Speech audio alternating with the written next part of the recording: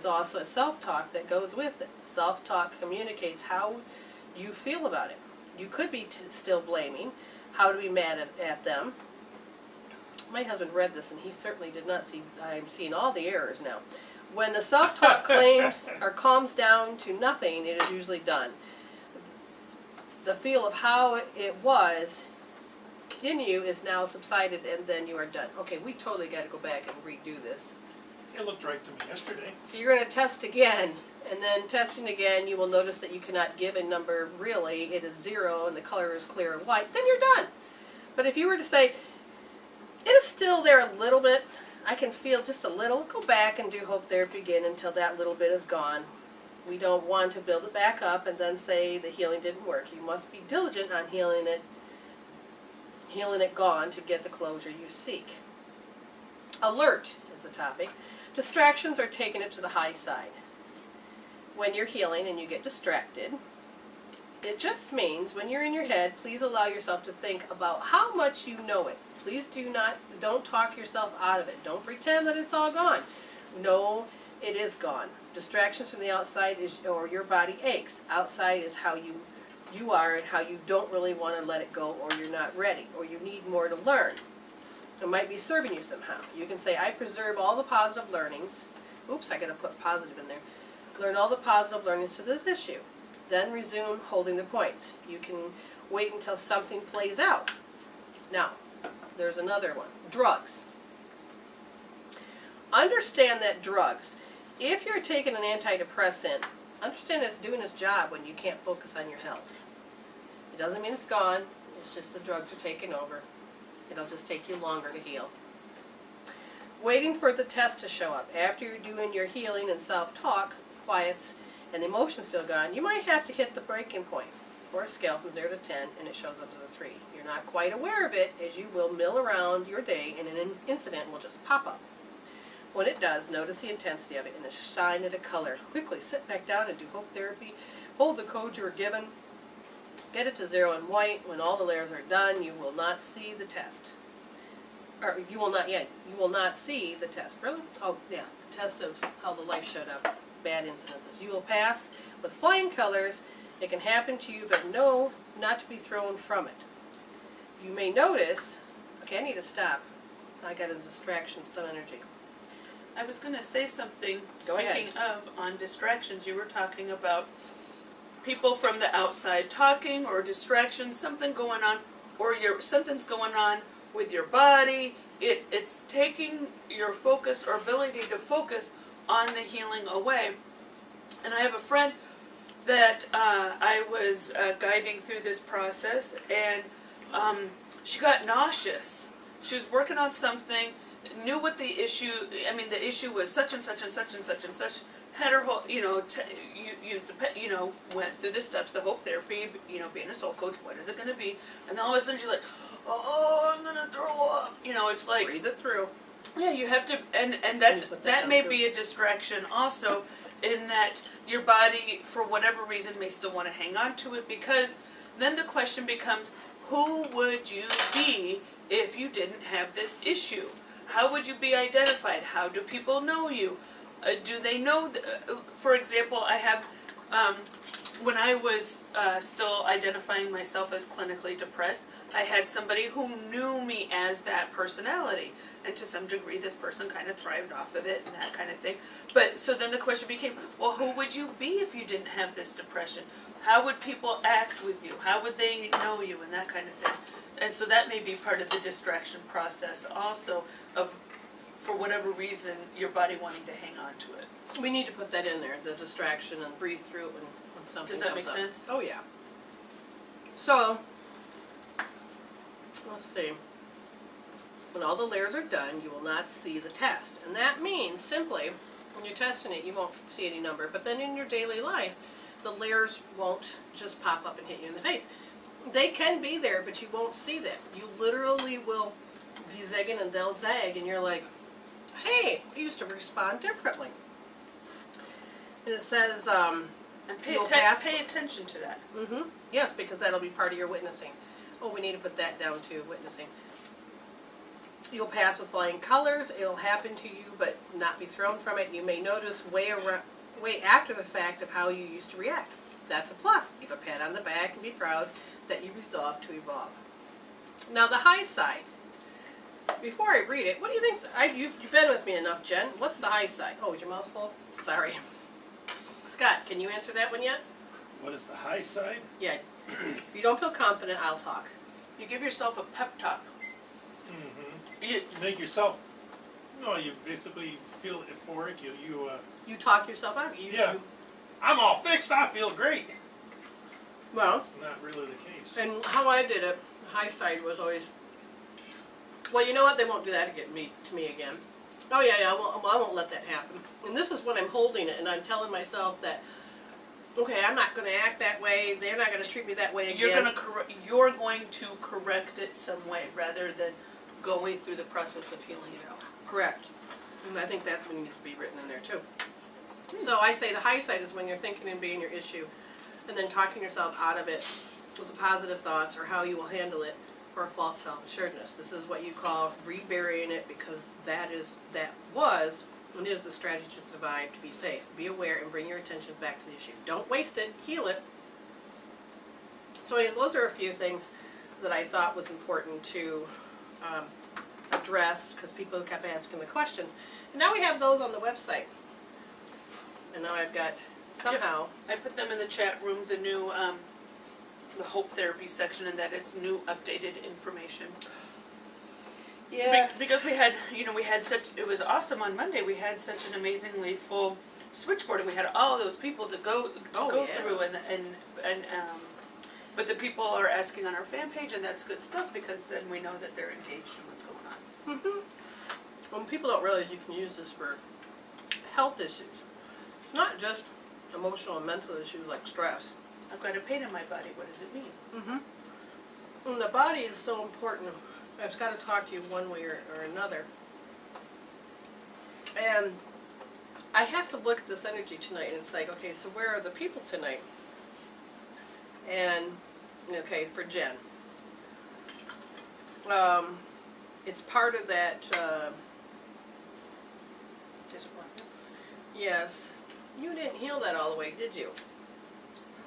Okay, so yesterday she was getting ready to go to her group, and I was getting ready to do the Ovid Historical Society group with my husband, where we were going to talk about the internet and our homepage, our website, and Facebook for Ovid Historical Society. Mm-hmm. So, as I'm doing that, while we were eating, mm-hmm. I talked about my dreams, and that's how it came to light. Was the issue of disappointment, how I am a disappointment. So the subject, we started interacting it in that way. As we continue to talk about it, then we start usually seeing signs from the universe in our physical realm that are about that issue. Pay attention, Jen. Pay attention, Brenda. Mm-hmm. So, our internet decides to go down. I'm like, what? You were getting ready to leave, and I said, Jen, the internet's down. And so I go in and I must test, okay, yes. What's going on? And because she knew part of it was her, because I participate in this reality. Mm-hmm. I said, oh, you got to heal disappointment.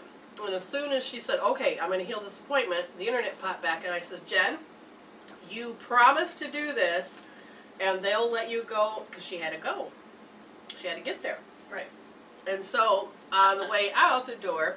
and so then I said I was going to do it, and then what it was, and in the car I started doing EFT. So while she was in the car, she thought she stopped doing EFT, but she thought of another way that she's going to disappoint me. And then all of a sudden the internet went down. I said, oh, the internet went down. So then I started tapping on that issue. Then she goes, well, it's about this. And I said, oh. And then then all of a sudden the internet come back on. I said, okay, the internet's back on. So then I just left my angels and said, okay, I got to focus on driving.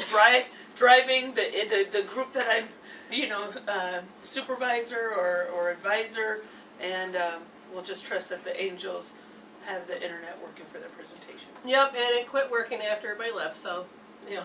Yay! But it's how we work and interact with it, because we know physically, if we're not getting something, physically something will occur, and we're like, oh my God, this is for us, and we have to really look at it. And you can work with the angels and the soul and the guides. If you see it, but promise to heal it, please remember to keep your promise, go back to heal it, because they will actually suspend the frenetic, chaotic energy so that you can do what you need to do, but again, you got to promise to come back to do it.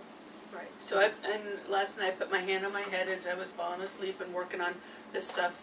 Then there's just different, obviously there's just different And then you had a dream. aspects. Was it about anything about disappointment, or? It was about charisma. Okay, that's right, because then that's when you had no idea what I was feeling before I went to bed. Right, but I was apparently picking up on your energy so then it could go into my dream life. You're welcome. Awesome. Thank you. It was a good dream. Thank you. You're welcome. So, we oftentimes are really in sync and linked up and stuff that I go through, and she physically has a response. Well, Okay. you're welcome. And thank you. Because hey, if I can do it to her, she can do it to me, I can do it to her too. Not intentionally we wouldn't do it, but we No, understand how to communicate with one another. And our souls just like to play in this playground. Yes, it does. Okay, so every day is a lesson. And you know, I'd like to answer another question, but I'm not sure if I can put it in words. When is all this healing going to be done? I have worked every day on this. Every day? Okay, how long have you been alive? And when was the first time you asked me this question? So really, the total of 2 days out of all these years? Right, out of the 7 years that I've known you, let's see, I was gone for about a year, then I was gone for another 9 or 10 month period, then I wasn't here all the time. All the wave. Okay, so then that whittles it down to 5 something years, and then it was okay, maybe 1 or 2 days out of the week I'd be dedicated into doing healing or come into class, or at least, you know, then I started, well, this is going on, or send text messages, and so then but was it every day? No, it wasn't every day. Has it been every day? More regularly. Mm-hmm. People think that healing should only be once. I mean, I love our friend, our mutual friend. Oh, she got up on the table and had a hands-on healing. She's like, oh my gosh, this is going to take care of everything. Oh, this is the best healing I ever had. She went back to her life. What? I know. It didn't mean it didn't work, it just means life goes on. Right. And that's the same for all healing, too, because life goes on. And when people come to me with, let's say, a physical issue, it just didn't pop in that day. It didn't just happen when you first felt the aches and pain.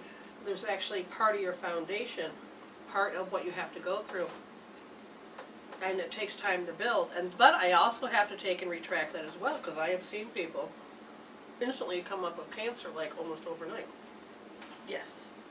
So it depends on how fast you want to get out of here, how much you don't want to do into something. When there's great conflict that happens inside your body, an amazing process of hell takes place. You got two sides that say, I'm going to solve it this way. And both sides are arguing. But when they both come to agreement that they're done and they want out of here, wow, that's when you have to start respecting the soul. I was going to talk about the build-up process. So what we got into, we were talking about promoting ourselves and that kind of thing, and my little 2-year-old self had this issue, but it took a while till my 3-year-old kicked in really with it. I'm not really looking forward to admitting this aspect of my personality of Yes, do tell. my little 3-year-old self that had no remorse. And just sat there and said, oh. So my 2-year-old self, talk about promoting, I feel like my 2-year-old self knew that my mom, she must have been talking about it or what was going on. She was going to have to go to work. That You saw that energy leave she you. was gonna leave me, or that energy had already left. That energy has left the building. Did we talk about the little boy ever on air about that little boy? The father? Potentially. Potentially at some point. It's been a while if we have. One quick thing is that children read energy. They may not know anything else, but they read energy. When you say don't touch that, they immediately watch where the energy goes, and amazingly, go touch it. because their brain don't hear the process of don't. And so everything that's a no ends up being yes. In my son's world, if you just say, will you do that? He won't say no. He'll say yes, but never do it. So I'm learning with him. Now, the little boy, the father was so upset, would bring this little boy, because I went to this doctor, and his poor little bottom was like hamburger. We don't know what to do. It's hard to, keep it clean down there, and without the kid being in pain, and the doctor has got him on one antibiotic and another, and all I did was look in the little boy's eyes, and I could tell, and I heard his soul saying, Daddy's going to leave. And when I asked and confronted the daddy, he goes, well, yeah, I have to, because I have to go to, because he works on a truck, so he has to leave. So he says, well, in about 3 weeks I'm going to be leaving. I says, and when did you first know this in your consciousness? He said, oh, about a month ago. When did your son start to get sick? And it was about the exact same time. Now I can't remember if it was a month ago or what, but it was the exact same time. And I said, okay, so you understand your son knows that you're leaving. He could smell the bonding trait that he has with you is that the energy, that entanglement cord, he can't smell it as much because now your consciousness is focusing over here. Even though you love your son and you're focusing on your son, you're now, the energy is somewhere else, and that boy knows this. And I'm sure that's what you did, was that you could feel that your mom had to go to work. She probably was contemplating about it for a long time. And so immediately you started to, oh my God, how do you get that energy back? How do you get that focus of the person you love, you're bonding with, back to you? Yeah, so I promoted myself, pranced, I'm sure, my cute little 2-year-old self, like, you don't want to leave me. Yeah, looky. I'm so cute. Why would you want to go to work and leave this? You have to watch the video. It's hilarious. Yay. So I'm adorable. Why would you just go out that door and leave me? So that was my little PR scheme of my little 2-year-old self. And we muscle tested and figured out, yes, I played into that terrible too. Probably because I was pouting that she was going to leave, and all I wanted was my mummy, my 2-year-old self. I'm 39, but my 2-year-old self really wanted my mom, and she'll tell you. My mummy too, because my 2-year-old self, my mummy had to start leaving for work. And so then at 3, interesting I screamed bloody hell, and you said, I said, oh, let's watch this reality unfold. Okay, you're still leaving. Let's play. My move. Watch this. So I got, it's called Papura, and I look at the Google images. I can't. My 3-year-old. One ugly baby. And so, but I was on death's door for 2 weeks. My mom said it was the worst time because we had bean bags, and she said all you did was just lay lifeless on the bean bag, and all the doctor knew was that it was an allergic reaction to a stomach virus. Hello, alarm system. So, but I was, you're gonna leave me? Well, watch this. I'll try to leave you first. And I don't. You do what I say. I don't really like admitting. Talk this about part of putting myself. the fear in her mother. Exactly. Oh, you're gonna put it in the fear in me? Watch this. And so it was just, but no, oh God, and knowing that my little self didn't have any remorse.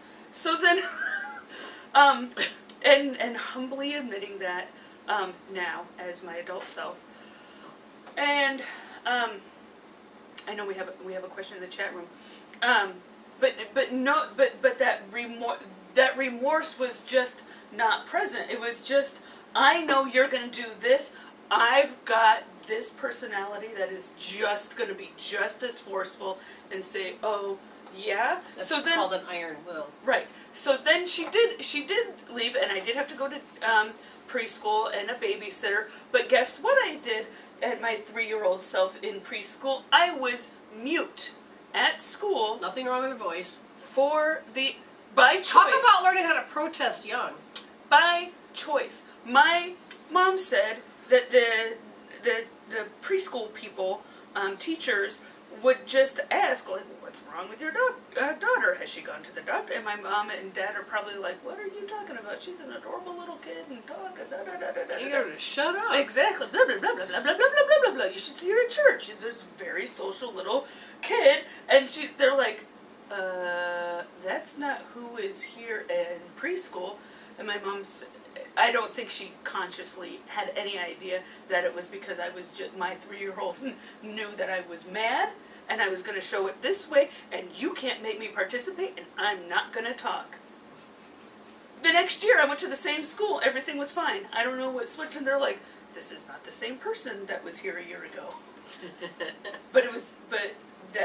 So that's the part of me that is resisting. I don't want to do it. You can't make me. And those programs run deep. And we can heal that, because when we were looking at it, it sets into her strategy and patterns of who she is, which then produces an attitude and a behavior. Now, I see that Tree Oracle, who was here, I thought she asked a question, and I thought I had finally sent the answer, typed it and sent her back. So she must have just got on. Yeah, she just got on recently. But we also just answered that question in the archives, but I do have it on our website. So if you go to the Hope Therapy, at the bottom of the page, it talks about how long to hold her points. Her question was, Hope Therapy, how long are you supposed to hold the points that you tell us? Her code was R2D, and in this case, like I said, we had already answered it once. So until it is finished, until that issue is done. And you get up and you walk around, and if that issue comes back up again, hold the point until it's resolved. It could be another point, but then call in or call us and make an appointment with a soul coach.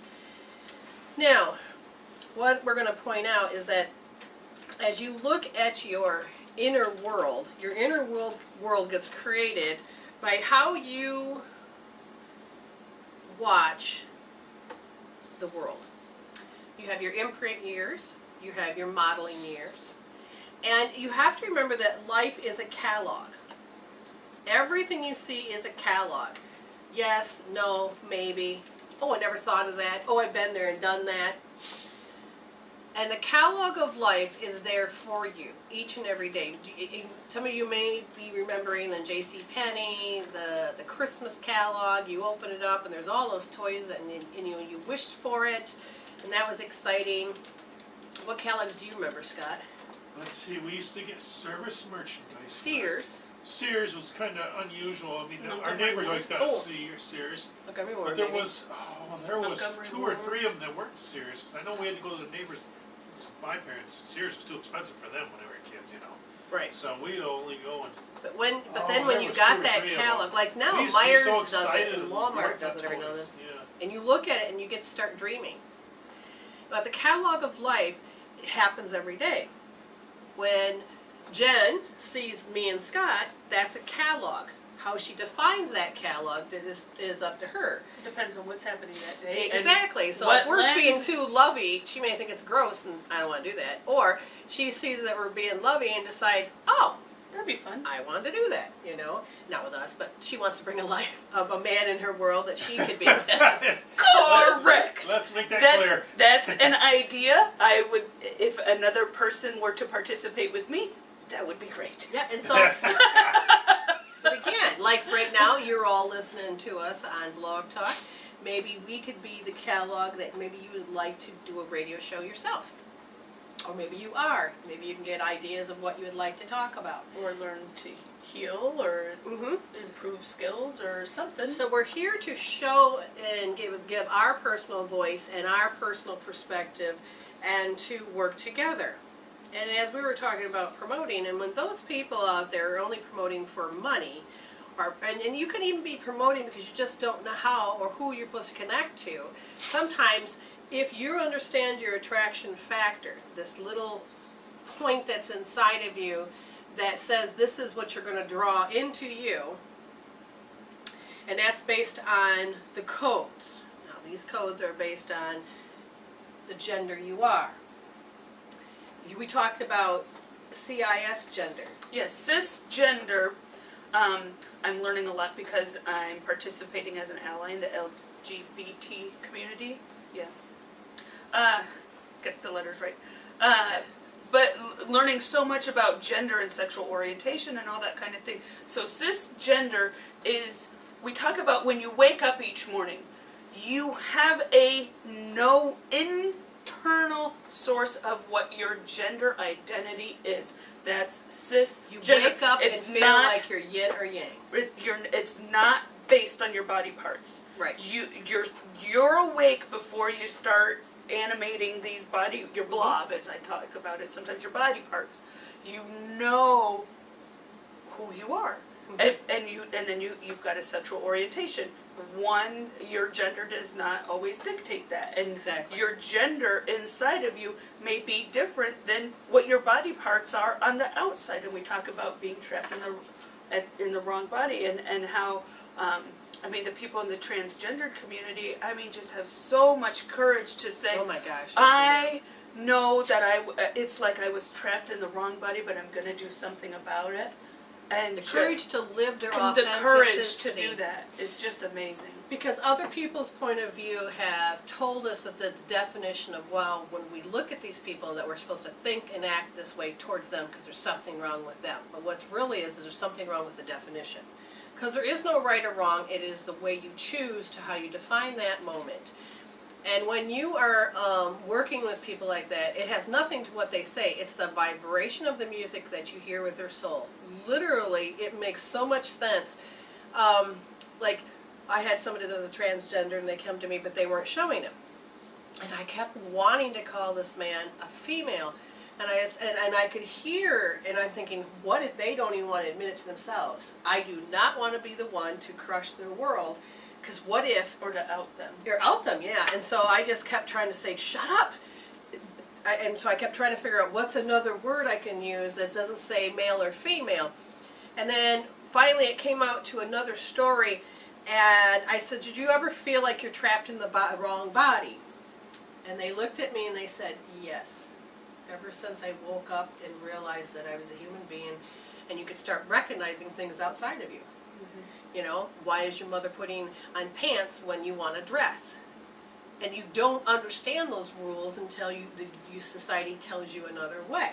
Oh, and I shared that story. It's from Germany of this man who's willing to wear a skirt. Oh, yes. Because his boy wants to wear dresses, and they moved to a different part of Germany, and the little boy doesn't know that anything is wrong with the fact that he wants to wear a dress. He just knows in his heart that this he is wants. who he is. Oh God, this is what I want to do. And the dad is totally supporting and is willing to go out there and be brave and do it because he does not want to crush that child's world. And you see him and the little boy with a long skirt on, and they're running in the park or something. Yeah. But they're playing. And that's courage. That is, because we define it as black and white so much, and our soul is coming in of saying it's time to bring that unity of our physical body and our intuition body through the heart. We're supposed to start bringing the male energy and the female together.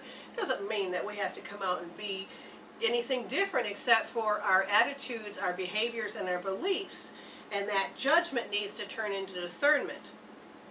Like I had put something up, and it is a non-judgmental thing, and it was supporting and helping, and somebody comes on, well, Jesus Christ, and I love Jesus, I will tell you, but when they start spouting out how Jesus Christ is the Lord and Savior, and there's nothing more than that, and you should not, I was like going, please do not sit there and know you know how to quote Jesus, because Jesus is going to come to you and say, you know, how they make the jokes out of it. Jesus comes on and says, I promote this, you know, like how senators come on and say, I promote this message. And, you know, it's just funny. We watched a video one time. God, I can't remember. You remember? I do not support the views of this person, you know, and it's Jesus. And it's like... Jesus says, excuse me, I didn't say that. Let me tell you what I really said. You know, and we take and we spout and we hide. And again, we need faith and we need some direction, and that's fine. But she was telling me that this person was in error and they're wrong. And I says, your definition of what error is totally different than what our definition is. And I was going to say to her, if she was going to spout anymore, if you do not respect that this person has something other idea besides yours, please refrain by keeping your mouth shut. Now, I didn't mind having a conversation. Right. But when the only answer that this person's ever going to come up is that there's only Jesus Christ, the Lord and Savior, there's only Jesus Christ, I will just sit there and say, okay, please go to the people that you know that want to talk about this. Be with your like-minded group.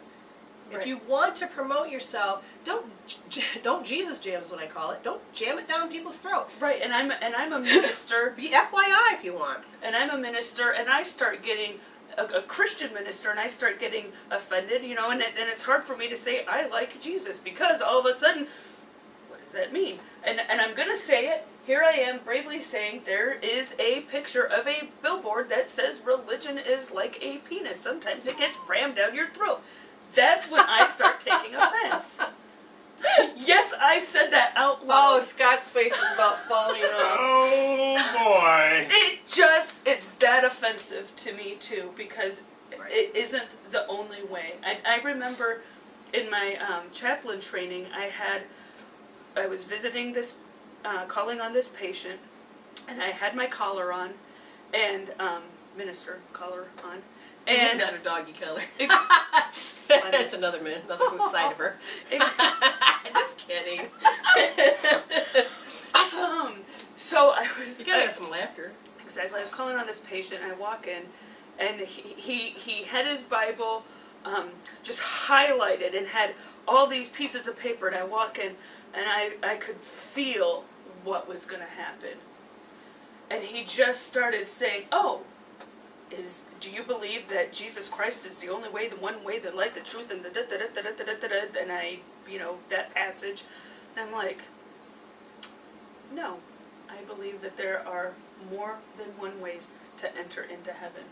In my tradition, we are open and affirming of all religions that are on the planet. Yes. He informed me that I was going to have blood on my hands of all the patients that I visited and led down the wrong way as a Christian minister who did not believe that Jesus Christ was the only way. Wow. Yes. And how did you handle that?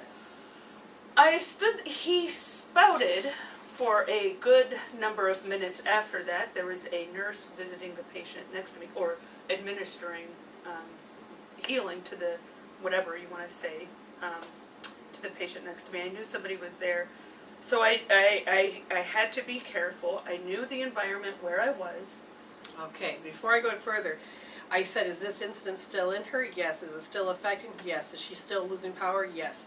I said, so what is it doing? And the liver meridian says that the energy is coming at her, so it was more of a haughtiness there, and which then became a pressing way of energy towards you, which then you could feel the sadness. Not that you were sad that he acted this way. The sadness was, you felt his sadness that you are doing wrong. And so then it takes me back to, okay, so when did she first ever feel this sadness that she did it wrong? Was 2 years old. That's why you had to tell the story. Awesome. So I stood there and listened. And the rules of what I was supposed to do in that environment, with the program that I was in, the training program that I was in, and in the hospital, the first rule is do no harm. Correct. So if my presence was interfering with his health and well-being, in that he was spouting and felt the need to be angry, and that was agitating his heart, which was the reason why he was there, I needed to not participate. So I asked him, I said, are these visits agitating you? Because there are going to be people of other faith traditions who will visit if you are listed in, because there's a hospital census. So if somebody from another tradition were to come and visit and offer this spiritual care, how would you receive that? He said, oh, I wouldn't like it at all. I said, I feel like that's going to agitate and impede your healing. I said, do you want me to take you off the list so that if it looks like you've got people that will be taking care of this for you? He said, yes, I'd appreciate that. Cool. So you found one way to communicate. Correct. Your adult self at least knew how to take and understand it, but right. you soulfully you projected out so this my story. 2-year-old. Well, the 2-year-old was... I did it wrong. Oh, correct, but if you look at how he did it, how did he do it? Without remorse, and he jammed it down. It's like you said, right. I'm going to have purpura. Exactly. Okay, so you have to look from both angles. But it was a... Mm-hmm.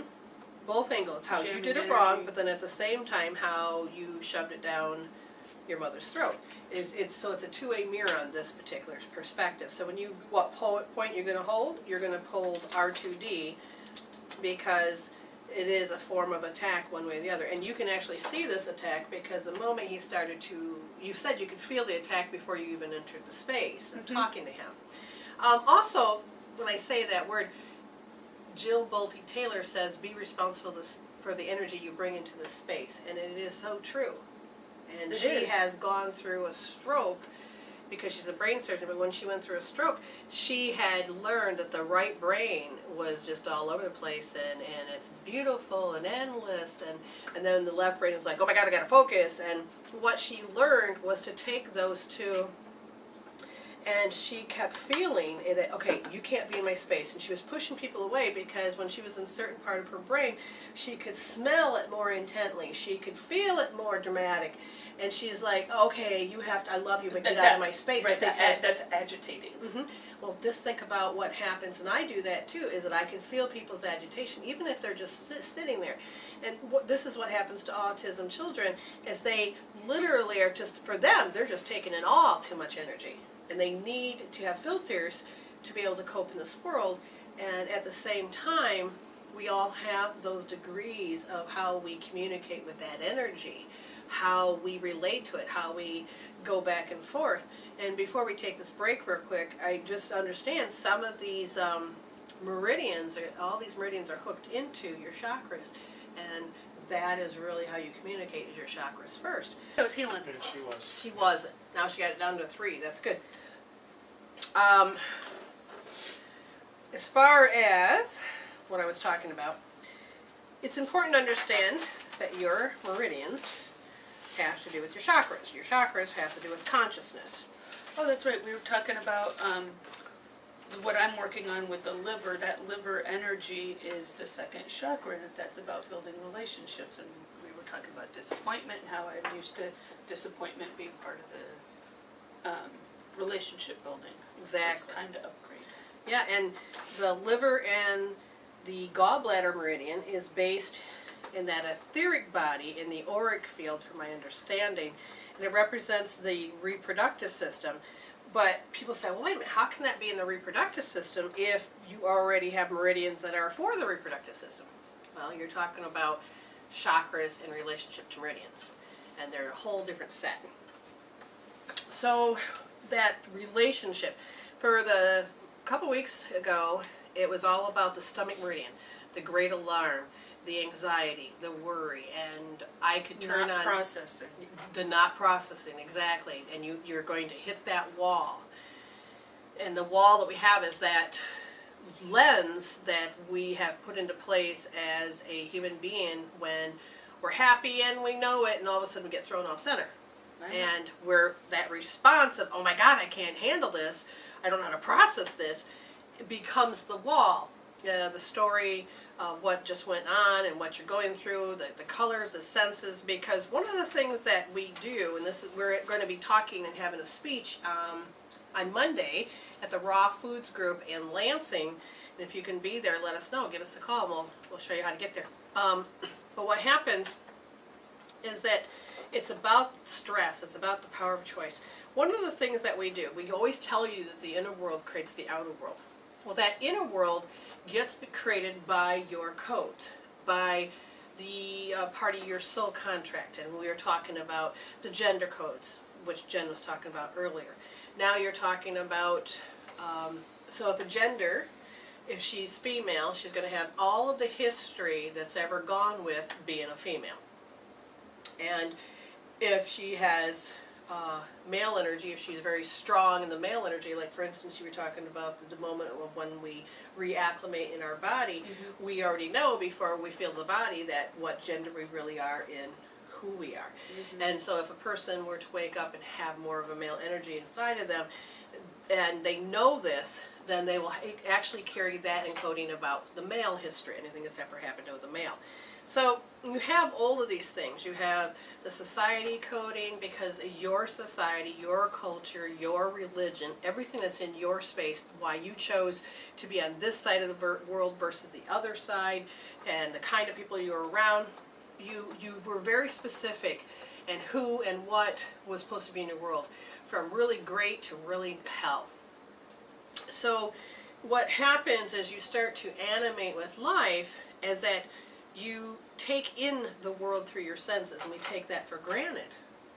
We like to pick on the sixth sense, but really you are all of your senses.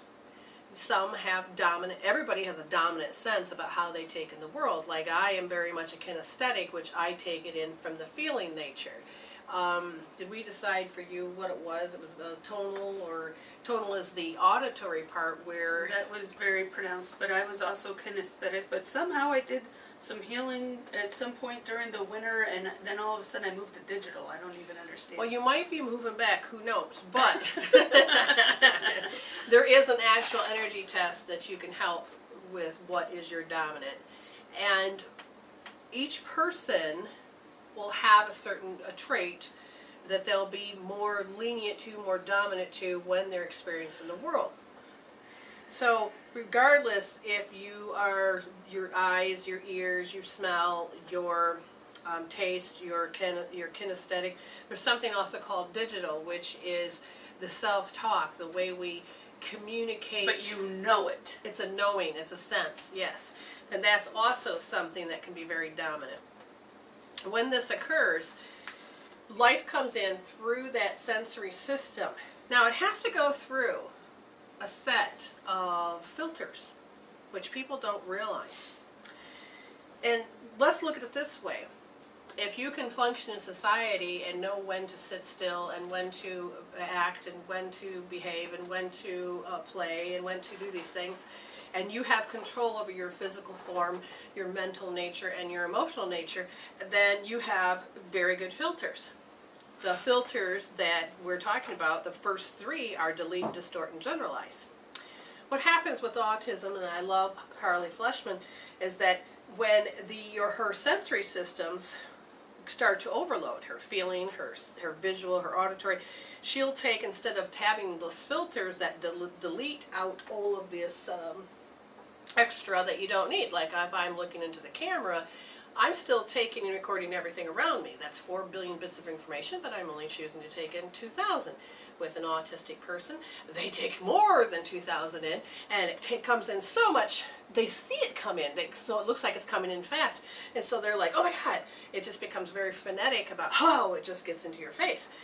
But then some can actually begin to see the code. Correct. And that's where then you have like Asperger's, some of these that are very smart, you know, the Rain Man stuff, because they can actually take in the code at that very fast pace and literally can learn how to read it in such a way that they're still separating themselves from society, but the filters of delete. You delete what you don't need. You generalize. You have to put it in chunks of bits of information that is you. Now the distortion is based upon those ink blots test, the Rorschach test. You would take and you say, what do you see? It's a shape, and immediately you could come up with many things. Around here, they'll burp and I'll say something else. My husband will like warp, you know, when he burps, and I'll say speed, like warp speed. And I love to, not embarrassing, but it happens. So Jen now has gotten to the point where something will be said and she adds a word, just like I do. It's an word association. Yeah, so we do a lot of Rorschach tests around here a lot, with everything. What do you see? This is what I see, this is what I hear. So the distortion is how you now then define it, and you have a definition of, you know, when you see the golden arches, you immediately don't think about the Mackinac Bridge or another bridge or the letter M. You think of MCDONALDS. Yes, exactly. And if it's not in yellow, could you still understand it?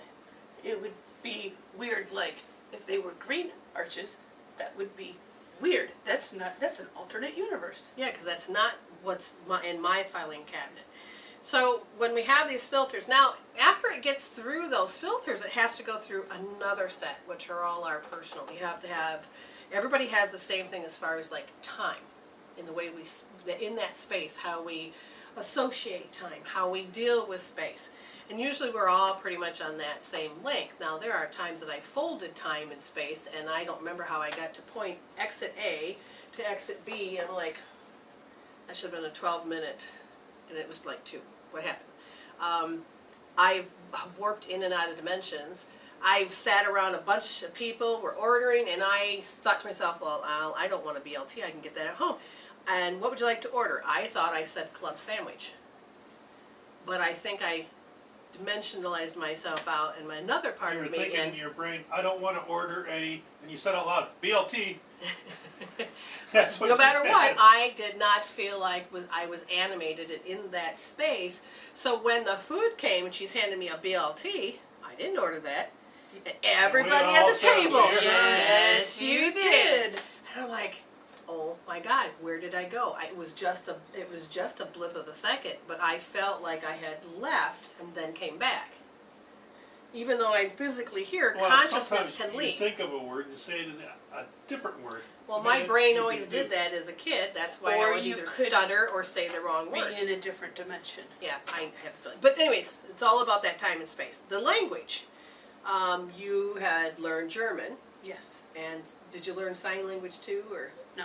No, okay, but all of these languages. Now, here's a language I know, but I can't tell you how I know it, but we call it the light language.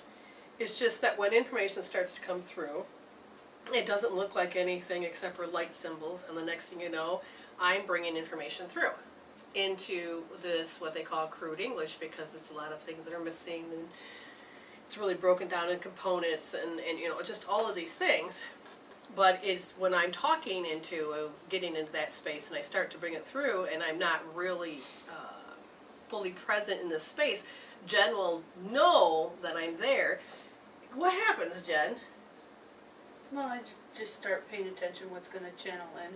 Well, is that like when you're channeling them in and they ask a question and then I don't respond and they start talking anyway? Well, that happened today, didn't it? Yeah, but... Tee-hee, that was funny. Yes. Right, yes.